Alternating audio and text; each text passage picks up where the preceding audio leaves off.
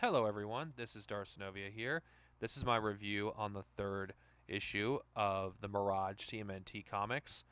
This particular comic has been adapted multiple times, but the most noticeable, instances where this was adapted is the '90s movie where the turtles go back to their lair and they notice Splinter is missing. Another thing about this comic that other than that, the adaptation part is there's a really well done chase sequence in this comic. And I'm not going to lie, Peter Ladd and Kevin Eastman, they did a pretty damn good job, with the chase sequence in this comic. I mean, it's intense.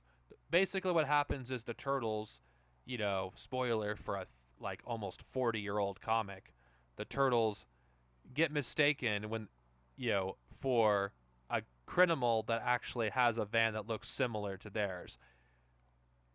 So there's a long chase sequence with April with the turtles in the car trying to run away from the cops. And at the end, well, the people that were actually, you know, the criminals do get caught. And there's an interesting scene where you have different like ways of them saying freeze.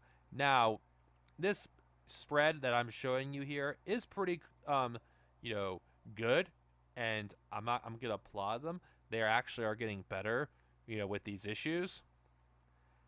Issue 3 also would be the first time that Raphael and Leonardo would have a disagreement. This will become a common trope in various incarnations to come, and it's interesting to see the evolution of Peter Light and Kevin Eastman, their mastercraft as they work on their version of the Ninja Turtles and see how they evolved. And it's interesting and how, you know, this influences other incarnations of the franchise. And this actually starts to flesh out, the Turtles' personalities more. Mostly Raphael and Leonardo. Leonardo being the cool-headed one and is the leader of the group, and Raphael being the hothead. Now, the hothead for Raphael was established in other, issues, but it is established more and more. The Turtles are starting to feel more as, individuals and not just, characters that you can only tell apart because of their weapons. So they're starting to actually stand out. Because that's one of the criticisms I could give to the first issue, and to a lesser extent the second, is it's the Turtles' personalities. They're kind of one-dimensional, and it's very difficult to tell them apart. In the very beginning, but this is where you're starting to see, the Turtles actually, it's easier to tell them apart based on their personalities. Now, a thing that's also noticeable in this issue is this issue we learn what happens to Splinter, you know, during the events of issue 2.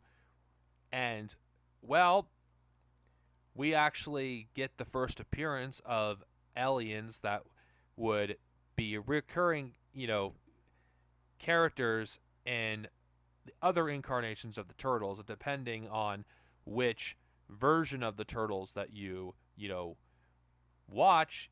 The Utrums in the 2003 series are more like these incarnations. I would assume so. I don't know. I'm not familiar with the Mirage comics, but I would assume that they are like their original counterparts. Then you have the 2012 series, which the Utrums are another part of the race of the Krang.